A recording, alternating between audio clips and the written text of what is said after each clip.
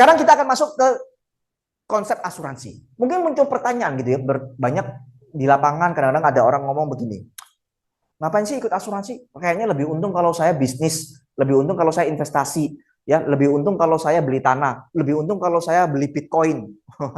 Ya kan? Ngapain saya ikut asuransi, ya kan? Nah, ini kita akan terjawab semuanya kalau kita ngerti konsep asuransi. Oke? Nah, kalau kita mau bahas asuransi, teman-teman ya, nggak bisa luput, kita harus tahu apa itu tujuan keuangan. Apa sih tujuan keuangan? Simpelnya begini, tujuan keuangan itu adalah rencana keuangan masa depan yang ingin diwujudkan. Saya percaya kita semua ya dan semua keluarga baik di sini maupun di luar sana pasti punya planning dong. Wah, masa depan saya, ke depannya saya kepengen punya aset tertentu, ya kan? Saya kepengen beli rumah, saya kepengen menyekolahkan anak saya sampai jenjang S1, S2, S3. Saya kepengen punya dana pensiun, saya pengen bangun bisnis. Itu disebut dengan tujuan keuangan. Nah, dan kalau dari rentang waktunya, kita bisa mengkelompokkan ada 3 tujuan keuangan. Yang pertama, tujuan keuangan jangka pendek. Di bawah atau maksimal 3 tahun. Misalkan, saya mau ngumpulin DP untuk beli rumah. Nah, itu bisa jadi tujuan keuangan jangka pendek. Gitu ya, dalam waktu 3 tahun ngumpulin DP. Ada yang jangka menengah, 3 sampai 10 tahun ya. Saya mau mempersiapkan apa misalkan mau bangun bisnis, kumpulin modal. Nah, itu tujuan keuangan jangka menengah, 5 tahun lagi, 7 tahun lagi. Ada yang jangka panjang, saya mau menyiapkan dana pensiun. Ya, gitu ya. Jadi ada jangka pendek, jangka menengah, jangka panjang. Nah, kita lihat nih. Tiap tujuan keuangan, berarti semua perencanaan itu membutuhkan planning, ya perencanaan keuangan yang tertentu agar terwujud. Kalau nggak ada perencanaan, tujuan keuangan nggak bisa terwujud. Setuju nggak kira-kira? Ya, ada sih orang asal-asalan, nggak sengaja terwujud, tapi nggak gini-gini jarang. Kebanyakan harus di planning dulu, ya. Nah, caranya gimana untuk memplanning? Kita akan bahas lebih lanjut.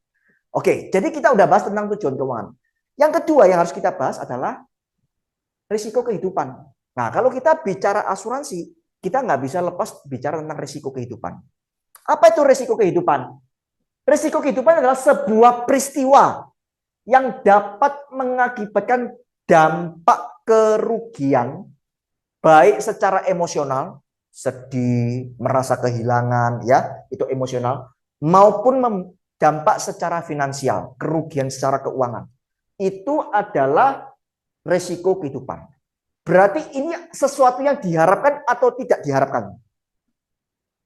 Pasti nggak diharapkan. Ya, orang normal nggak diharapkan. Kecuali orangnya udah mulai nggak waras. Betul nggak? Terbelit hutang, putus cinta, ya kan? Baikon dipikirnya Sprite, ya kan? Diminum, ya. Seperti itu. Nah, risiko kehidupan apa aja bentuknya? Meninggal terlalu cepat. Setiap orang pasti meninggal, setuju? Tapi tahu nggak meninggalnya kapan? Ada yang tahu? Nggak tahu ya. Belum tentu loh. Yang senior berangkat duluan. Setuju nggak? Nah, yang engineer jangan terlalu pede, ya kan? Belum tentu. Ya. Kalau kita meninggalnya, mungkin ya kalau seseorang meninggal ketika anak-anak sudah dewasa, sudah mapan, relatif tidak meninggalkan masalah. Setuju nggak? Yang dikhawatirkan apa sih? Meninggal check out di saat anak-anak masih kecil, masih bergantung, masih harus sekolah. Nah, yang kayak gini-gini kasihan yang ditinggalkan. Betul? Nah, itu makanya meninggal disebut sebagai resiko kehidupan. Ini nggak diinginkan. Kasihan yang ditinggal. Yang kedua, ketidakmampuan karena sakit atau kecelakaan. Sama aja. Orang sakit pasti butuh biaya. Setuju nggak? Ya, ada orang yang suka kehilangan duit? Ada yang di sini suka kehilangan duit? Ada yang suka kehilangan duit? Nggak ada. Ya. Setiap orang pasti sakit? Bisa sakit nggak setiap orang? Nah, ketika sakit pasti kehilangan apa? Duit. Nah, makanya sakit itu adalah risiko kehidupan. Ya. Oke. Kerugian finansial yang terjadi kalau terjadi risiko kehidupan, kerugian finansialnya adalah tujuan keuangan gagal tercapai. Ya, tujuan keuangannya gagal tercapai. Planningnya bisa gagal tercapai. Tujuannya planning menyekolahkan anak, planning mau pensiun, planning mau beli rumah, planning mau bangun usaha, itu bisa gagal tercapai akibat terhenti atau berkurangnya aliran pendapatan dan juga timbulnya kewajiban yang harus dibayarkan. Contoh, seorang ayah kepengen nyekolahkan anaknya sampai lulus S1. Katakanlah pengen kuliahkan anaknya di luar negeri. Si ayah karena orang yang bijak, sejak awal dia sudah berhemat dan menabung dengan rajin tanpa pernah bolong. Setiap bulan dia nyisikan sekian juta rupiah di tabungan khusus dipersiapkan buat si anaknya yang besok kuliah. Ternyata baru berjalan 5 tahun menabung, tiba-tiba dokter menvonis si ayahnya sakit stroke. Dan ayahnya tidak punya asuransi. Karena sakit stroke, praktis tidak bisa bekerja. Setuju? Berarti aliran pendapatannya hilang nggak? Hilang. Sementara kebutuhan hidup masih harus berjalan. Ya kan? Ditambah lagi biaya pengobatan. Bayangkan, sudah dibeban dengan biaya pengobatan, dia masih harus pusing dengan biaya sehari-hari. Plus mungkin si ayah punya cicilan mobil. Betul nggak? Nah, artinya apa? Beban finansial ini bertubi-tubi terjadi. Nah, yang kayak gini, kira-kira menurut teman-teman, si ayah masih mikirin nggak nabung buat anaknya sekolah? Kalau kondisinya seperti ini? Enggak. Ya, kalau dia berhenti menabung, berarti planning untuk nyekolahkan anak tetap bisa jalan? Enggak. Berarti rencananya bubar di tengah jalan. Betul? Nah, ini yang saya maksud. Kalau terjadi resiko kehidupan, sebuah rencana masa depan itu bisa terancam. Ya, seperti ini gambarannya. Tujuannya macam-macam. Dana pendidikan, dana pensiun, dan sebagainya. Ya, dia bekerja, punya income, dipakai untuk biaya hidup, selebihnya dia tabungkan, dia investasi, tujuannya bisa mewujudkan ini semua. Ya, ini siklus yang dilakukan setiap orang. Dan sekali lagi, untuk mewujudkan ini bukan PR dalam waktu 1 minggu, bukan dalam waktu 1 bulan, betul ya? Ini butuh rentang waktu yang cukup panjang. Dan dalam rentang waktu yang cukup panjang nih, ada satu hal yaitu apa? Ketidakpastian, betul kan? Kita tidak pernah tahu loh, besok ini mau hujan atau mau cerah. Ya, makanya tidak ada acara namanya kepastian cuaca. Yang ada apa? Perkiraan cuaca ya. Nggak ada acara kepastian cuaca, oke? Nah sama, kita juga nggak tahu besok ini sebetulnya masih sehat atau enggak. Kalau jujur mengakui seperti itu. Ya, apalagi kalau bicara rentang waktu mungkin bertahun-tahun ke depan. Nah, salah satunya apa? Ketidakpastian terjadinya namanya resiko hidup. Nah, kalau di tengah-tengah terjadi resiko hidup, entah itu sakit ataupun terjauh sampai meninggal, praktis si pencari nafkah yang kena resiko hidup, dia nggak bisa lagi bekerja. Betul? Nah, kalau dia nggak bisa bekerja, praktis penghasilannya hilang. Kebutuhan hidup nggak terpenuhi baik, investasi nggak bisa terus, praktis pada akhirnya semua tujuan keuangan bubar. Nah, ini yang dimaksud dengan akibat namanya resiko kehidupan. Perencanaan keuangannya gagal. Nah, terus bagaimana mengantisipasi ini? Makanya muncul satu pemikiran, resiko itu harus di-manage, harus dikelola. Nggak bisa dibiarkan begitu aja. Nah, asuransi itu adalah sebuah produk keuangan untuk mengelola risiko dengan cara risk transfer atau risk sharing. Artinya apa? Yang tadinya kalau saya sakit, seseorang sakit, dia harus nanggung semua biayanya sendiri. Sekarang yang nanggung jangan saya. Ditransfer beban biaya tadi ke pihak lain, yaitu perusahaan asuransi. Ya, nah itu yang dimaksud dengan risk transfer atau dengan konsep risk sharing. Nah, risk sharing ini adalah konsep syariah sebenarnya ya. Risk sharing itu seperti konsep gotong royong. Misalkan ada 10 sahabat, ya, setiap bulan komitmen taruh uang 100.000 di tengah. Dengan tujuan uang ini akan dipakai kalau salah satunya membutuhkan karena sakit. Bisa bayangkan ya, 100.000 berarti setiap tahun, setiap bulan kalau 10 orang terkumpul berapa? 1 juta. Bulan kedua kumpul lagi 1 juta, bulan ketiga 1 juta. Tiba-tiba ada satu yang sakit, uangnya dipakai untuk berobat. Simpelnya begitu. Ya, walaupun di mekanisme asuransinya tidak sesimpel itu, tapi prinsipnya kurang lebih kayak gitu. Nah, ini adalah konsep asuransi syariah. Ya, berarti ini tujuannya mulia seperti itu ya. Nah, itu adalah konsep mengelola risiko di asuransi. Ya, ditransfer ke pihak lain atau digotong royong menanggung sama-sama. Seperti itu. Nah, jadi asuransi ini adalah solusi yang terbaik untuk mengelola risiko. Ya, kenapa? Kita lihat asuransi ini punya beberapa ciri-ciri atau karakteristik. Yang pertama, murah. Nanti kita kalau belajar produk kita bisa paham. Bayangkan ya, saya kasih gambaran begini. Kita punya asuransi kesehatan, itu bisa cover starting 1 tahun, mengcover dari angka 3 plus 8 miliar. Jadi total berapa? 11 miliar. Hanya premi kalau anak-anak itu 400.000 satu bulan. Ya, bayangkan 1 bulan 400.000 bisa mengcover sampai 11 miliar. Ya, kalau dewasa ya starting mungkin 1 juta. Itu sudah bisa mengcover 11 miliar. Bayangin, ngumpulin duit 11 miliar ini butuh kerja berapa lama. Betul kan? Nah, dengan insurance uang yang kecil langsung tercipta 11 miliar. Ya, yang kedua, jadi pasti alias terbentuk di awal. Baru store premi sekali langsung 11 miliarnya tercipta. Artinya apa? Baru ikut hari ini, besok kecelakaan. Masuk rumah sakit. Dokter ngomong, wah ini harus operasi nih, operasi tulang, habisnya 100 juta, langsung di cover. Bayangin kalau orang ini nabung di bank, baru naruh uang 400.000, minggu depan kecelakaan. Bank cuma bisa cairin berapa? 400.000. Kalau di insurance langsung bisa cairin sebesar biaya pengobatan. Ya, ini kalau kita bicara asuransi kesehatan. Yang kedua, liquid. Ya kan? Kalau misalkan dia butuh 100 juta, pakai cashless, langsung Prudential yang transfer yang bayar tagihannya ke rumah sakit. Betul kan? Nah, kalau orang ini ngomong, saya masih punya rumah kok, tenang aja. Kalau nanti saya sakit, rumah saya jual. Halo, jual rumah itu butuh berapa lama? Butuh lama. 1 minggu pasti laku? Enggak. 1 bulan? 1 tahun? Ya belum tentu juga. Ya, rumah saya tetangga itu udah sejak sebelum pandemi sampai hari ini juga belum laku-laku. Ya, bayangin kalau orang butuh duit gimana? Terpaksa harus jual rugi. Betul ya? Seperti itu. Jadi insurance kelebihannya apa? Liquid. Jadi kalau ada yang ngomong taruh asuransi uangnya nggak liquid, itu salah. Justru insurance itu liquid. Dan yang menarik, bebas pajak. Kalau kita beli asuransi jiwa, ya, ahli waris terima namanya uang pertanggungan, itu nggak kena pajak. Nah, nanti kita akan bahas. Tapi intinya ini yang harus diingat. 4 karakteristik ini. Murah, pasti terbentuk di awal, liquid, dan bebas pajak.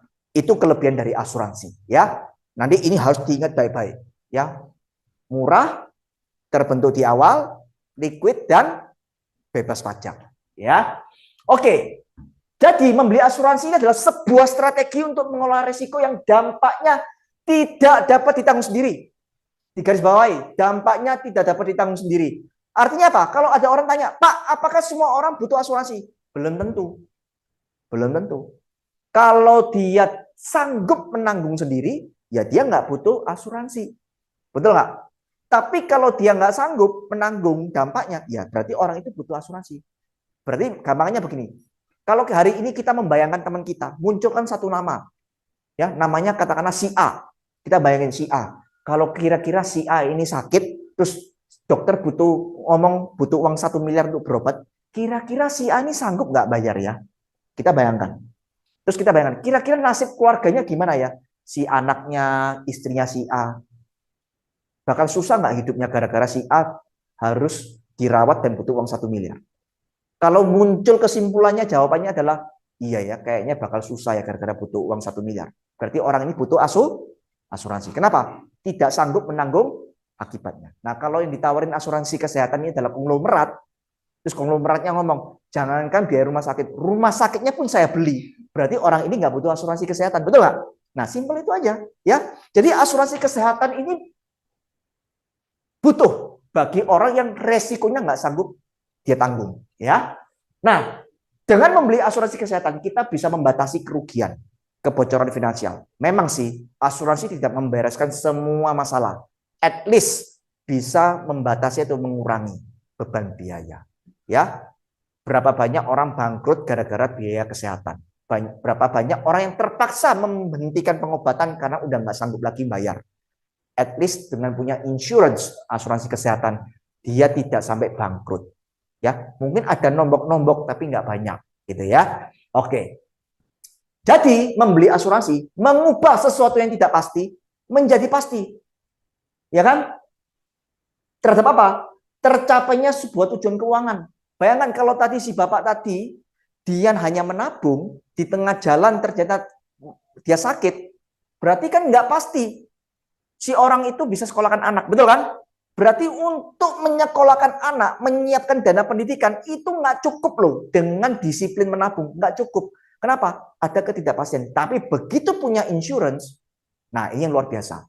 Yang tidak pasti menjadi pasti. Kenapa? Kalau dia punya asuransi terjadi kasus yang sama, asuransi bisa mencairkan sejumlah dana dan dana tadi bisa dipakai untuk sekolahkan anaknya. Nah, berarti kan tadinya anaknya harusnya terancam tidak bisa sekolah, akhirnya bisa tetap sekolah. Betul kan ya? Nah, berarti sesuatu yang tidak pasti menjadi lebih pasti. Oke? Dan menikmati standar hidup. Artinya apa? Banyak orang yang tadinya punya rumah, yang tadinya kalau berangkat antarin anak sekolah naik mobil, begitu suaminya mungkin sakit atau tutup usia, akhirnya dari rumah sendiri pindah kontrakan, yang tadinya punya antar anak naik mobil, tiba-tiba naik angkutan umum. Standar hidupnya menurun drastis. Why? Karena pencari nafkah meninggal. Oke? Dengan insurance, at least standar hidupnya nggak turun. Itu bisa. Ya. Nah, jadi setiap tujuan keuangan, setiap planning, mau sekolahin anak, dana pensiun, punya bisnis, mau naik haji, ya kan, apapun tujuan keuangannya, perlu dilengkapi dengan apa? Rencana asuransi di samping rencana investasi. Jadi mulai sekarang sebagai perencanaan keuangan seorang agent, kita harus menyadari, mengedukasi setiap orang.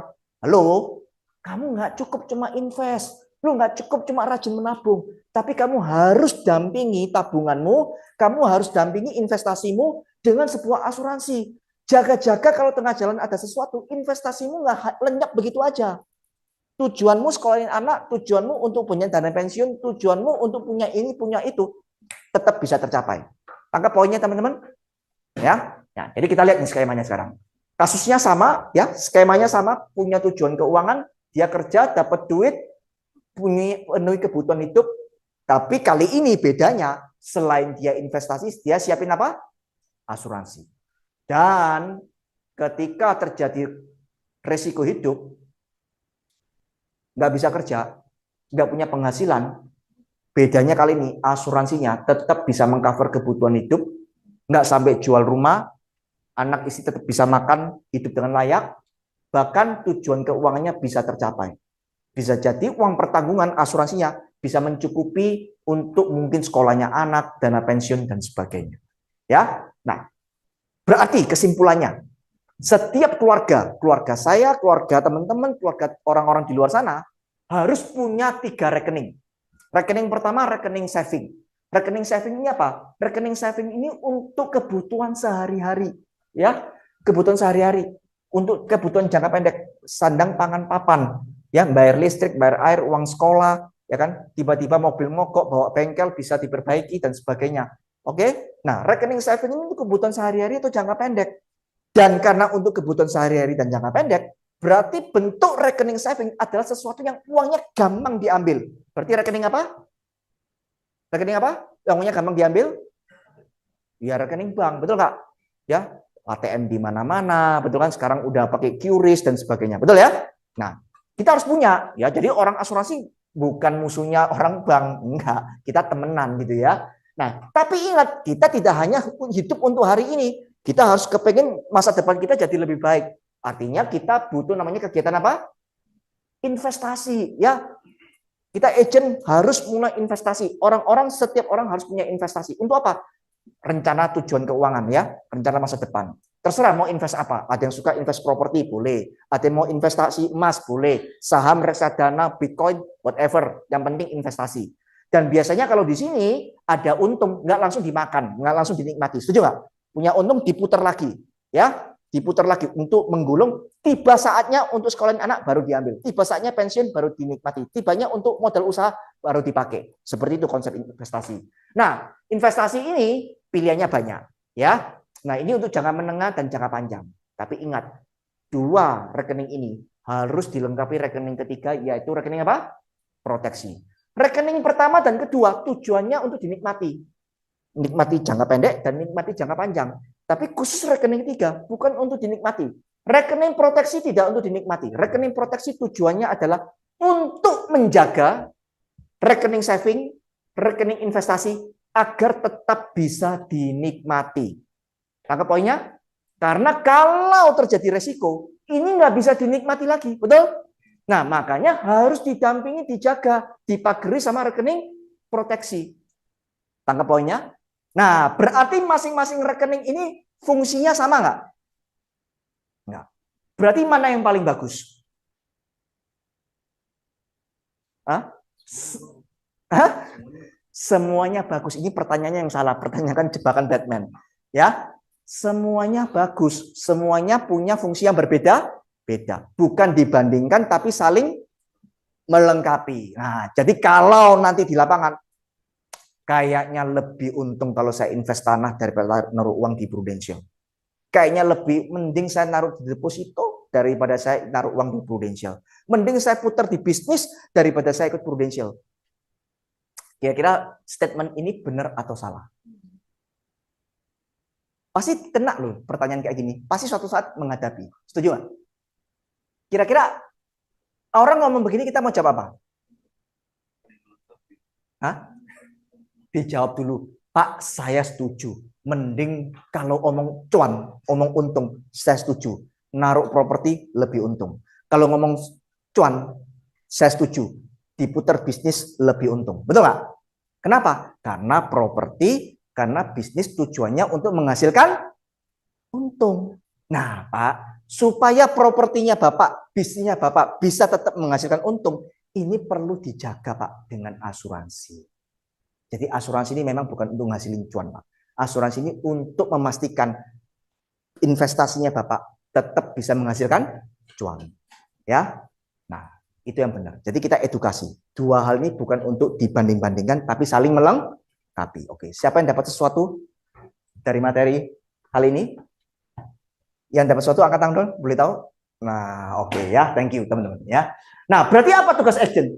Ingat, tugas agent bukan menjual, bukan cari untung semata-mata, tapi yang paling penting taruh dalam mindset kita, kita membantu nasabah untuk mencapai tujuan keuangannya.